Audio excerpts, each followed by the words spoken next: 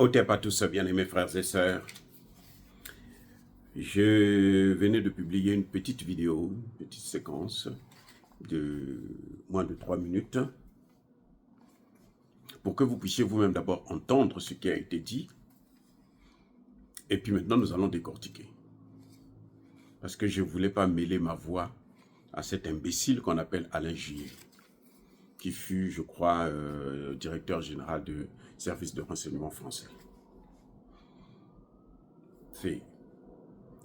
Je ne sais pas pourquoi, cette vidéo que je vous ai envoyée, cette séquence-là, est devenue virale sur les réseaux sociaux. Tous les Congolais jubilent. Tous les Africains sont contents, ils sautent. Même des panafricanistes plutôt, mais ils sont contents. Alors que M. Alain Juppé n'a fait que dire les imbécilités. Quand il y a une petite vérité, c'est une vérité qu'il condense de telle sorte que ça ne puisse pas avoir vraiment l'importance que ça devrait avoir. Et tout ce qu'il a dit, ce qui est la vérité, nous vous avons déjà dit ça. Et l'essentiel, non, il ne le dit pas, il se tait. Il se tait, Alain Juppé, on va le démontrer. Alain Juppé commence par un mensonge, un gros mensonge. La première phrase déjà de cette petite séquence, c'est un mensonge. Le Sénégal, ça va bien. Même s'il y a un autre gouvernement et que, bon, nous ne l'aimons pas trop, mais ça va bien. Qui a placé Bassirou? C'est pas les mêmes? L'avocat d'Ousmane Sonko, c'est qui? C'est pas un Français? Oh, vous ne savez pas? Je vais vous rappeler son nom. Juan Bianco Branco. Un franco-espagnol. C'est lui l'avocat de Ousmane Sonko, c'est lui l'avocat de Kémi Séba. Bref, c'est lui l'avocat de tous les New Leaders créés par les États-Unis. Ce qu'on appelle New Leaders. Quand on parle de New Leaders, lui, c'est l'avocat de ces gens-là. Donc, quand vous le voyez venir défendre quelqu'un, il faut maintenant se méfier de cette personne. Moi, je ne l'ai jamais vu plaider des grands dossiers sur la place de Paris. Il y en a de grands dossiers. Sarkozy va être condamné là, va être encore et poursuivi là pour 6 millions d'euros qu'il a volés en Libye, de Kadhafi. Et là, on ne parle même pas encore des lingots d'or, les réserves d'or de la Libye. Où est-ce que c'est parti? On le juge pour 6 millions. Le jugement, je crois, a commencé ou devrait commencer cette semaine. Vous avez vu Bianco là? Non. Lui, il est l'avocat des New Leaders en Afrique. Bref. Donc, le premier mensonge, c'est celui-là. Deuxième mensonge. Il vous dit, la Côte d'Ivoire, ça va bien. Oh, on vous a dit que la Côte d'Ivoire, ça va? Hein? Africain, mais attendez. Ou vous suivez l'actualité ou vous ne suivez pas l'actualité. Vous n'avez pas vu en plein Abidjan des familles, des milliers de familles qu'on a mis dehors. Sans l'État a le droit de réquisitionner les terrains, mais l'État a l'obligation de rembourser les propriétaires de ces terrains. Ça n'a jamais été fait. On les a mis dans la rue. Ils sont devenus des sans domicile fixe, ce qu'on appelle ici aux États-Unis homeless.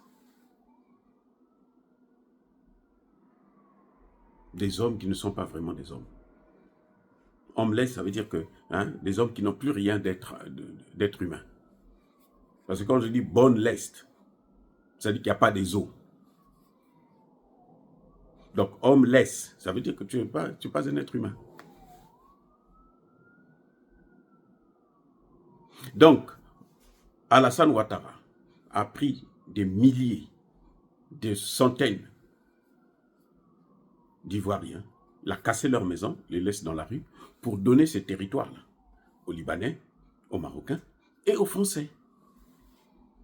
C'est normal qu'ils disent que ça va bien en Côte d'Ivoire, puisqu'ils ont tout. Le port de Côte d'Ivoire, ça leur appartient. Toute la zone port-Bouéla, ça leur appartient. Ça appartient à la France. Les militaires français Ils disent qu'ils vont partir de la Côte d'Ivoire, mais ils se transforment, ils se mettent seulement en civil.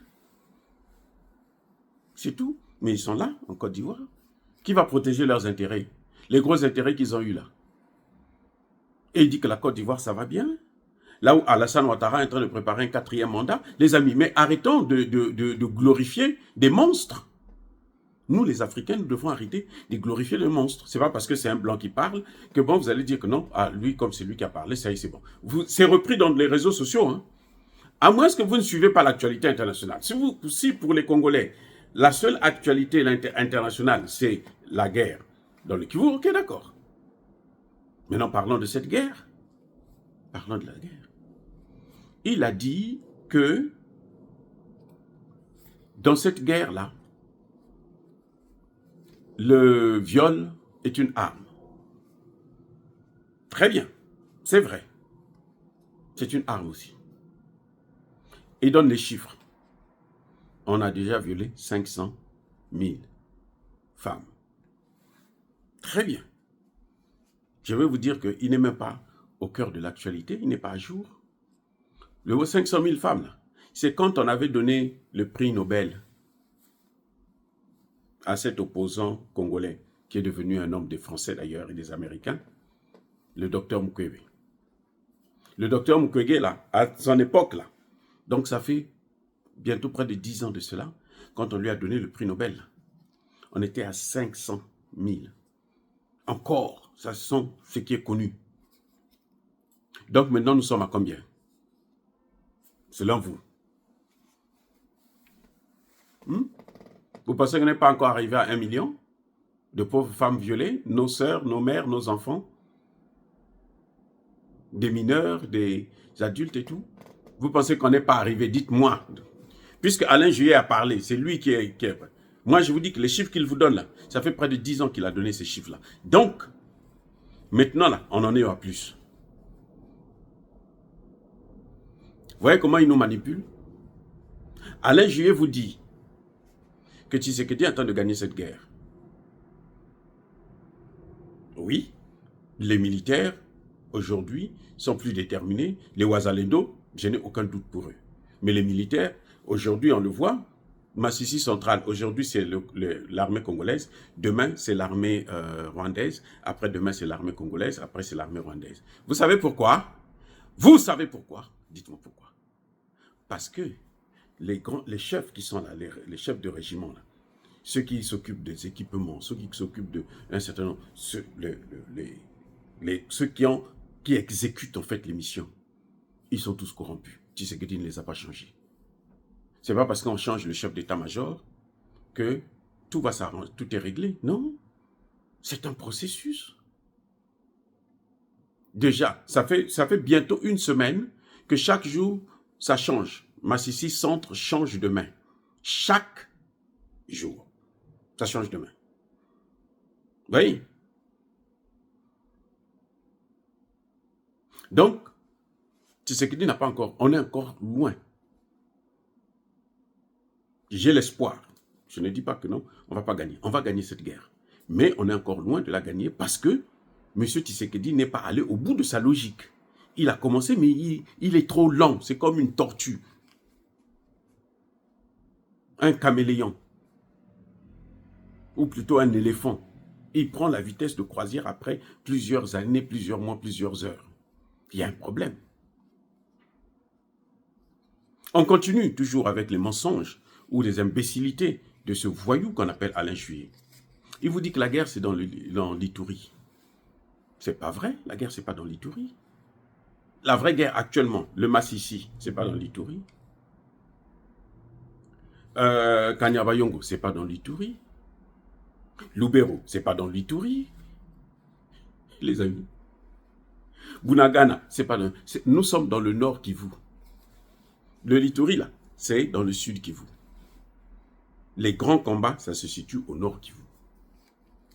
Maintenant, il dit qu'il y avait un accord quand Kabila venait et que, bon, nous, on t'aide à prendre le pouvoir et nous, on va te donner, tu nous donnes l'Est de la RDC. C'est faux, il n'y avait pas d'accord. On a manipulé Kabila. Laurent Désiré Kabila. Lui parle de Joseph Kabila. Ce n'est pas Joseph Kabila qui a renversé Mobutu. C'est Laurent Désiré Kabila. Là encore, un autre mensonge. Là, manque de l'information. Parce qu'il est trop nul. Vous voyez comment il est nul? C'est Laurent Désiré Kabila. Mais Laurent Désiré Kabila n'a pas signé un accord pour dire que non, bon, vous m'amenez au pouvoir, moi je vous donne l'Est. C'est pas vrai, c'est faux. Laurent Désiré Kabila a été manipulé. On lui a fait croire qu'on est en train de t'aider seulement. Et quand ils sont arrivés, ils ont pris le pouvoir, ils ont commencé maintenant à piller. Et c'est là que Laurent Désiré Kabila va se réveiller, il va dire, mais qu'est-ce qui se passe? C'était trop tard, parce qu'ils avaient déjà occupé les grands centres de décision. Ils étaient au cœur du système. Le chef d'état-major était rwandais, le ministre des Affaires étrangères rwandais, donc ils avaient pratiquement tout dans les mains, ils avaient toutes les cartes. Et quand Kabila s'est révolté pour envoyer les Congolais, demander aux Congolais de reprendre leur pays, eh ben c'était trop tard, on l'a éliminé. Et qu'est-ce qu'ils ont fait? Ils ont amené le fils de Joseph Kabila, qui est rwandais, qui n'est même pas congolais, qui est rwandais. Donc quand lui vient, il arrive, eh ben, il fait le nid de ses parents. C'est pour ça que chaque fois qu'il faisait des négociations, c'était pour prendre les militaires, les rebelles, là, les terroristes, les criminels, les mettre dans l'armée. On les introduisait dans l'armée, dans l'administration. Et c'est comme ça que quand Tshisekedi arrive, l'armée à près de 60% est infectée, l'administration à près de 60% est infectée. C'est pour ça qu'il y a des difficultés là, dans le Kivu. Actuellement au nord, je vous ai parlé déjà de Massissi. Ce sont soit des Rwandais, soit des Congolais qui travaillent pour Paul Kagame. Ce sont eux qui sont en train de faire ça. Et Tshisekedi ne prend pas les décisions le plus rapidement possible. On comprend ça dans toutes les guerres, il y a des gens comme ça. Mais quand c'est comme ça, il faut être rapide dans la décision. Très rapide. Tac, tac, tac. Du tic au tac. Dès que tu vois que ça ne marche pas, allez, toi, saute. Mettez quelqu'un d'autre. Et puis on va voir comment ça va se passer. Voilà ce qui est en train de se passer actuellement. Si on perd encore des territoires, c'est parce qu'il y a encore des infiltrés parmi les gens qui décident, au bas niveau. Vous voyez? Maintenant, il y a des éléments qu'il a complètement oubliés. Il vous dit que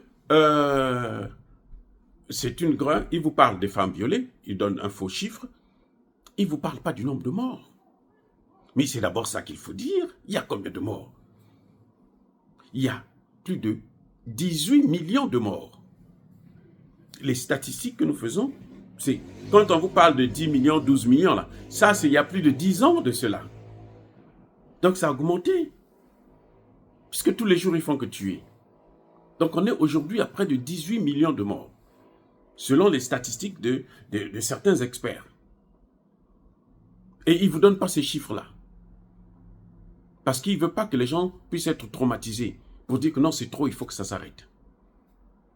Et il y a une autre chose, il vous dit que non, les Congolais ont dit ça suffit. C'est pas vrai. Ça fait depuis longtemps que les Congolais ont refusé, ont dit que ça suffit. Ils n'ont même pas dit que ça suffit, ils disent que nous, on ne veut pas vous voir chez nous. Ce que vous voyez là, le revirement, c'est même pas un revirement. Quand il dit que les États-Unis ont cessé de soutenir Kagame, mais c'est faux. Tous les Congolais vous disent maintenant sur l'échelle du Congo, Kagame n'est plus soutenu par les Américains. C'est faux.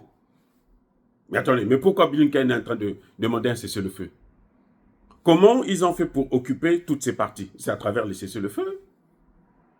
C'est ce que Blinken est en train de demander encore, un autre cessez-le-feu, pour faire comme ils ont l'habitude de faire. Monsieur Kagame, avance. Introduis tes hommes. Voilà les problèmes que M. Alain Juillet ne vous explique pas. Alain Juillet ne vous dit pas que le plus grand soutien de Kagame aujourd'hui, c'est la France, c'est son pays à lui. C'est lui là que vous voyez qui vous parle là. Lui, il est l'un des soutiens principaux de Kagame. Il fait ça pour que Tshisekedi puisse entendre et puisse se dire que non, bon, oh, donc on peut parler avec celui-là. Monsieur Juillet, venez me voir, on lui donne des millions, et puis bon, quel conseil tu nous donnes? C'est ça, c'est ça. Ce que vous voyez là, c'est ça. Or, lui, ce qu'il vous dit là, il n'y a rien de bon.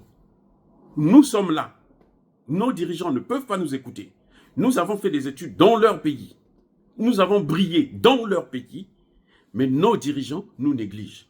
Ils préfèrent écouter des imbéciles comme ça là. Ce que vous voyez là, l'Amérique n'a pas reculé. L'Amérique n'a jamais...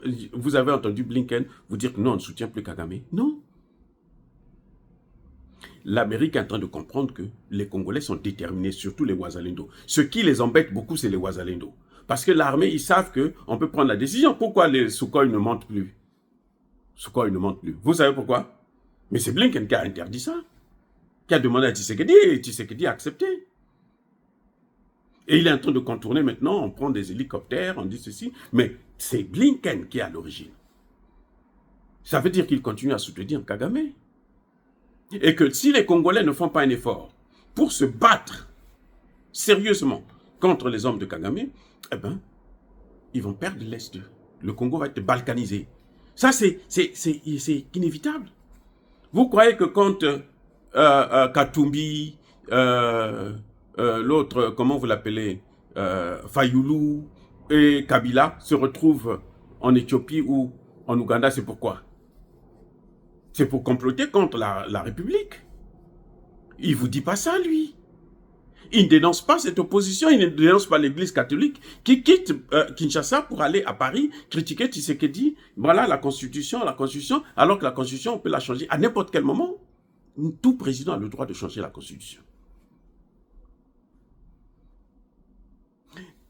Le grand soutien de Kagame, celui qui fait le lobbying pour Kagame dans l'Union européenne, c'est la France, c'est Emmanuel Macron. C'est lui qui va voir d'autres pays pour dire non, il ne faut pas soutenir Tshisekedi. Il faut soutenir Kagame, il faut que cette guerre continue. Ce que vous voyez là, c'est ce qu'on appelle la flatterie. Et les Français ont toujours fait ça. Ils adoptent le profil bas, vous croyez que non, oh, ils sont gentils, ils sont bien avec nous. Quand vous ouvrez les bas, c'est les premiers à venir vous poignarder. Si Tshisekedi écoute des voyous comme ça, des criminels comme ça, là, vous allez voir ce qui va lui arriver. Lui-même, Tshisekedi. C'est ce qu'ils ont fait à Mobutu. Mobutu les a servis, mais après, qu'est-ce qu'ils ont fait? C'est ce qu'ils sont en train de faire à Blaise Compaoré. Donc, chers compatriotes congolais, africains, vous devez savoir que ce que Alain Juppé a dit là, il n'y a rien de bon. La vérité, c'est ce que nous vous disons. Lui, il est en train de protéger les intérêts de la France. Parce que la France est en difficulté dans le Sahel. Qu'elle continue à pourrir, certes, mais elle est en difficulté quand même. Et aujourd'hui, comme l'armée est en train est déterminée, alors ils sont obligés de voir la réalité. Vous croyez que si l'Ukraine était en train de battre la Russie, même Donald Trump allait soutenir Poutine? Vous croyez que Donald Trump allait dire, bon, on arrête cette guerre? Alors que l'objectif des Américains, c'est balkaniser la Russie. Et aujourd'hui, comme ils ont vu qu'ils ont perdu la Russie et toutes ces matières premières de la Russie et celles de l'Ukraine, qu'est-ce qu'ils veulent? Ils veulent faire maintenant la guerre prendre de force le Groenland, le canal de Panama. C'est parce que c'est l'échec en Ukraine. Eh oui, ce sont des gens réalistes. Ils voient que non, on est en train d'échouer. Maintenant, ils essaient déjà de tourner la page, chercher un autre moyen pour contrecarrer. Mais ils ne vont jamais lâcher. La guerre du Congo, là, ça ne fait que commencer. Les amis, soyez bénis, abondamment bénis par le Dieu de Kémite et par nos ancêtres angélisés. Vive les Ouazalendo, vive les FARDC, nous les soutenons, mais j'espère seulement que le président congolais va revenir à de bons sentiments et terminer le travail qu'il a commencé. Soyez bénis.